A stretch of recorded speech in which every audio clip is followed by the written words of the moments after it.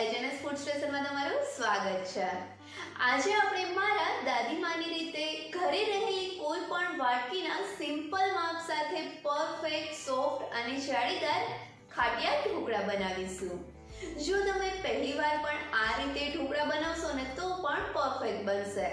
તો ચાલો પરફેક્ટ માપ સાથે અને ઘણી ટિપ્સ અને ટ્રિક્સ સાથે આ ખાટિયા ઢોકળા બનાવવાની શરૂઆત કરીએ। ખાટિયા ઢોકળા બનાવવા માટે સૌથી પહેલાં એક બાઉલમાં 2 વાટકી ચોખા લઈ લેશું। અહીંયા મેં ખીચડિયા ચોખા લીધા છે, તમે બાસમતી ચોખા સિવાયના કોઈ પણ ચોખા લઈ શકો છો। હવે જે વાટકીના માપથી આપણે ચોખા લીધા હતા તે જ વાટકીના માપથી 1 વાટકી ચણાની દાળ લેશું અને તેની સાથે અડધી વાટકી અડદની દાળ લેશું। તમે આ રીતે તમારા ઘરમાં કોઈ પણ વાટકીના માપથી દાળ ચોખા લઈ શકો છો।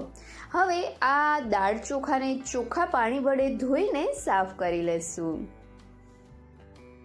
દાળ ચોખા સરસથી ધોવાઈ જાય ત્યાર પછી તેને પલાળવા માટે તેમાં 3 થી 4 કપ જેટલું પાણી ઉમેરીશું। આ દાળ ચોખાની સાથે જ અહીંયા મેં 1 ટીસ્પૂન જેટલી એટલે કે ઘરે આપણે કોઈ પણ ચમચી હોય તે ચમચીના માપથી 1 ચમચી મેથી લીધેલી છે। આ મેથીને એક વાટકીમાં લઈ તેમાં 3 થી 4 ટેબલસ્પૂન જેટલું પાણી ઉમેરી મેથીને પલાળી દઈશું। હવે આ મેથી અને દાળ ચોખાને ઢાંકણ ઢાંકી તેને 4 થી 5 કલાક માટે પલળવા દઈશું।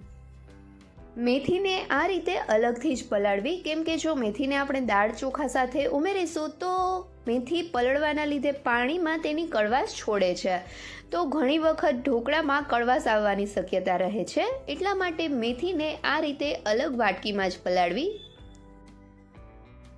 4 કલાક પછી હવે આપણે ચેક કરીએ તો અહીંયા પહેલાં મેથીને જોઈએ તો જોઈ શકાય છે કે મેથી સરસથી પલળી ગઈ છે।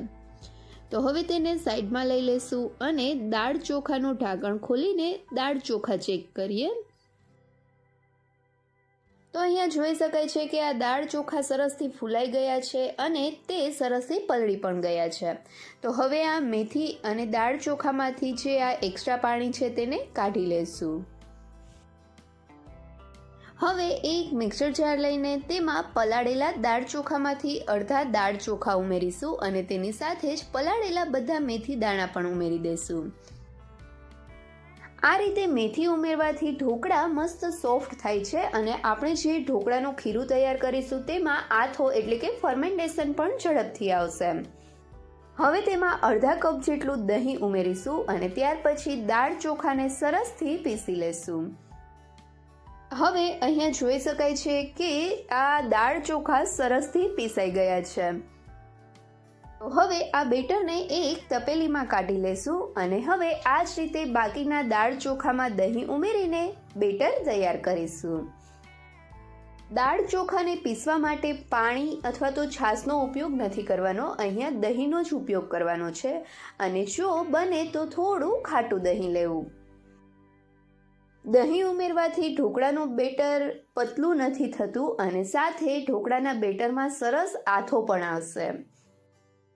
હવે આ તૈયાર થયેલા બેટરમાં 1 ટીસ્પૂન જેટલો હળદર પાવડર ઉમેરીશું અને તેને બેટરમાં સરસથી મિક્સ કરી લેશું।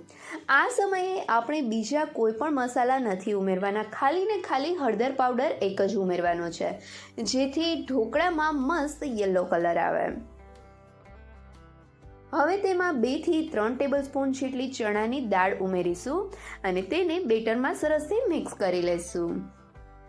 ખીરામાં આથો આવશે તેની સાથે ચણાની દાળ પણ પલળી જશે અને આ રીતે આખી ચણાની દાળ આપણે જ્યારે ઢોકળા બનાવીએ ત્યારે તે ખાતી વખતે તેનો સ્વાદ ખૂબ જ સરસ લાગે છે।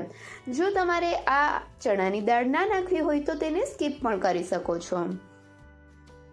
હવે આ તૈયાર થયેલા ખીરાને એક વખત હાથ વડે સરસથી હલાવીને મિક્સ કરી લેશું, કેમ કે જ્યારે મારા દાદી ઢોકળા બનાવતા ને ત્યારે એ કહેતા કે આ રીતે હાથ વડે આપણે ઢોકળાના ખીરાને હલાવશું ને તો તેમાં ઝડપથી અને સરસ આથો આવી જશે।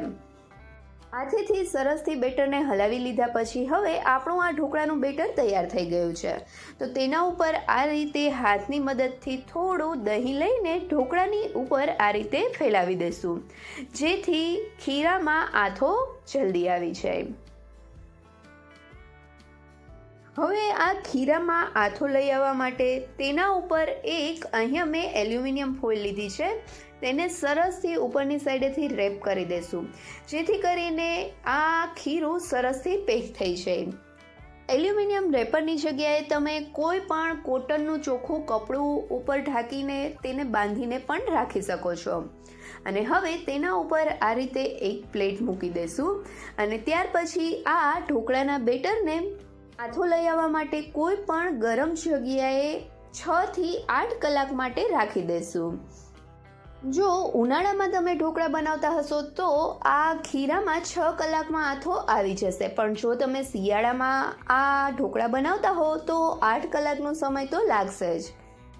જો તમારી ઘરે ઓવન અથવા તો માઇક્રોવેવ હોય તો તેને પ્રીહીટ કરીને તેમાં ખીરું રાખી દેવું, જેથી કરીને આથો ઝડપથી આવી જાય. 8 કલાક જેવું રેસ્ટ આપ્યા પછી હવે આપણે ખીરા ઉપરથી આ એલ્યુમિનિયમ ફોઇલ હટાવીને ચેક કરીએ. તો ખોલતા જ અહીંયા તમને જોઈને જ ખબર પડી જશે કે ખીરામાં મસ્ત આથો આવી ગયો છે, કેમ કે ઉપરની સાઈડ જે આ ક્રેક્સ થઈ છે તે જ ઇન્ડિકેટ કરે છે કે ખીરામાં મસ્ત આથો આવી ગયો છે. અને જો ઉપર આ રીતે ક્રેક્સ ના આવી હોય અને તેને તમને ચમચા વડે હળવે હળવે હલાવશો તો અંદરની સાઈડથી બબલ ફૂટતા હોય એ રીતનું દેખાશે, તો સમજવું કે તમારા ખીરામાં સરસથી આથો આવી ગયો છે. હવે આ ખીરાને એકવાર ચમચા વડે સરસથી હલાવીને મિક્સ કરી દેશું અને આપણે ખીરામાં લાસ્ટમાં જે ચણાની દાળ નાખી હતી તેને આપણે ચેક કરીએ. તો અહીંયા જોઈ શકાય છે કે તે પણ મસ્ત રીતે પલળી ગઈ છે.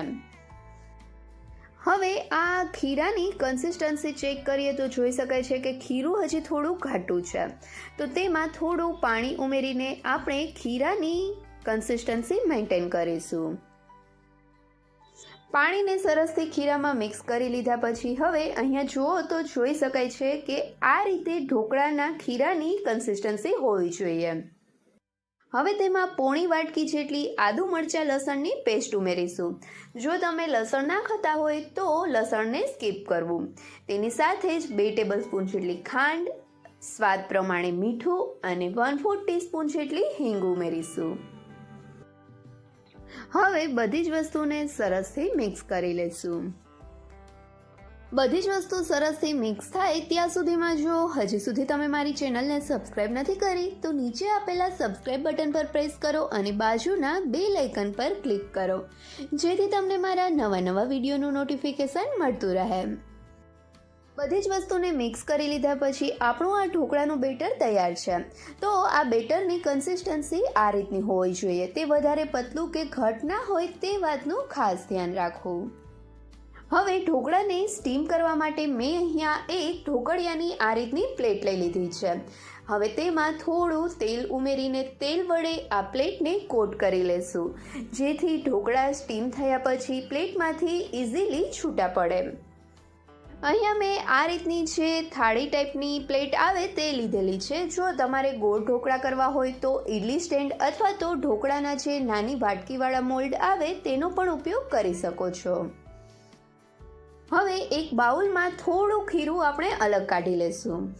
બધા ખીરામાં આપણે સોડા નથી ઉમેરવાના, જેટલા ખીરામાંથી ઢોકળા કરવા હોય એ રીતે એક પ્લેટનું ખીરું અલગ લઈને તેમાં સોડા ઉમેરવાના છે. તો અત્યારે મારે એક પ્લેટમાં સમાય એ રીતનું મેં ખીરું અલગ કાઢી લીધું છે. હવે ઢોકળાને મસ્ત સોફ્ટ બનાવવા માટે મેં અહીંયા 1 થી 1.5 ટેબલસ્પૂન જેટલું તેલ લઈ તેને ગરમ કરી લીધું છે.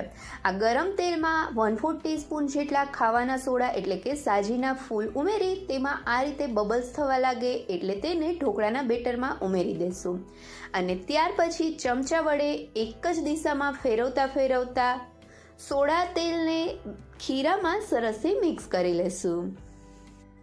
અહીંયા સાજીના ફૂલની જગ્યાએ તમે બેકિંગ સોડા અથવા તો ઈનો એટલે કે ફ્રૂટ સોલ્ટ પણ લઈ શકો છો. સોડાને બેટરમાં મિક્સ કર્યા પછી અહીંયા તમે જોઈ શકો છો કે બેટર કેટલું મસ્ત ફ્લફી થવા લાગ્યું છે. એનો મતલબ છે કે સોડા બેટરમાં મસ્ત રીતે મિક્સ થઈને એક્ટિવેટ થઈ ગયા છે. તો હવે આ બેટરને ઓઇલથી ગ્રીસ કરેલી ઢોકળિયાની પ્લેટમાં કાઢી લેશું. હવે આ ઢોકળાના ખીરાને પ્લેટમાં બધી જ સાઈડ સરસથી ફેલાવી લેશું. હવે તેના ઉપર થોડું લાલ મરચું પાવડર અને થોડી ઝીણી સમારેલી ધાણાભાજી ભભરાવીશું. આ લાલ મરચું પાવડર અને ધાણાભાજી ભભરાવવી ટોટલી ઓપ્શનલ છે, પણ આ રીતે લાલ મરચું પાવડર અને ધાણાભાજી ભભરાવવાથી ઢોકળા મસ્ત દેખાય છે. હવે આ ખીરાવાળી પ્લેટ તૈયાર છે.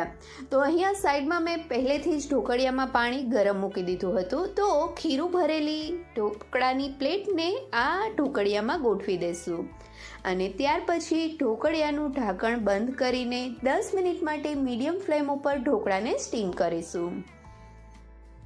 10 મિનિટ પછી ઢોકળિયાનું ઢાંકણ ખોલીને જોઈએ તો જોઈ શકાય છે કે ઢોકળા કેટલા મસ્ત ફૂલાયા છે.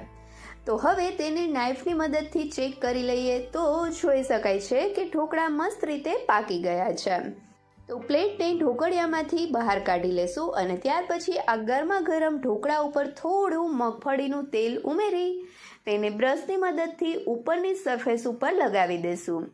આ રીતે ઉપરની સાઈડ તેલ લગાવવાથી ઢોકળા મસ્ત સોફ્ટ રહે છે અને તેમાં મગફળીના તેલનો એક મસ્ત ફ્લેવર પણ આવે છે. તેલ લગાવાઈ ગયા પછી આ ઢોકળાને 1 થી 2 મિનિટ જેવું ઠંડુ થવા દેશું અને ત્યાર પછી આ તૈયાર થયેલા ઢોકળામાં તમારે જે સાઈઝના પીસ જોતા હોય એ રીતે નાઈફની મદદથી કટ લગાવી તેના કટકા કરીશું. ઢોકળાને 1-2 મિનિટ જેવું ઠંડુ થવા દીધું હતું, તેના લીધે તેમાં ઇઝીલી કટ લાગી જાય છે. જો તે ગરમ ગરમ હોય અને ગરમા ગરમ ઢોકળામાં આપણે કટ લગાવીશું ને તો ઢોકળા સોફ્ટ હોવાના લીધે તે ભેગા થઈ જશે. ઢોકળામાં કટ લગાવ્યા પછી ઢોકળાને પ્લેટમાંથી અલગ કરીને જોઈએ તો અહીંયા જોઈ શકાય છે કે આ ઢોકળા કેટલા મસ્ત જાળીદાર બન્યા છે અને તેને પ્રેસ કરીને જોઈએ તો જોઈ શકાય છે તે કેટલા સોફ્ટ અને સ્પંજી બન્યા છે. જેને આ ખાટિયા ઢોકળા બનાવવા કેટલા સહેલા અને તેનું માપ પણ કેટલું સહેલું છે. તમે તમારા ઘરની કોઈ પણ વાટકીના માપથી આ ઢોકળા બનાવી શકો છો. તો હવે આ ગરમા ગરમ ઢોકળાને મગફળીના તેલ અને લસણની ચટણી સાથે સર્વ કરીશું. જ્યારે મારા દાદી આ ઢોકળા બનાવતા ને ત્યારે ગરમા ગરમ ઢોકળા સાથે તેલમાં મીઠું નાખીને આપતા અને તેલમાં મીઠું નાખેલું હોય તેની સાથે ઢોકળા ખાવાની કંઈક મજા જ અલગ હોય છે. તો તમે પણ આ મારા દાદીની રીતે એકવાર ખાટિયા ઢોકળા જરૂરથી બનાવજો અને મને કમેન્ટ કરીને કહેજો કે તમને મારી રેસીપી કેવી લાગી. જો રેસીપી ગમે તો વિડીયોને લાઈક કરજો અને તમારા ફ્રેન્ડ્સ સાથે શેર પણ કરજો. અને હા, મારી ચેનલને સબસ્ક્રાઈબ કરવાનું ભૂલતા નહીં. Thank you so much.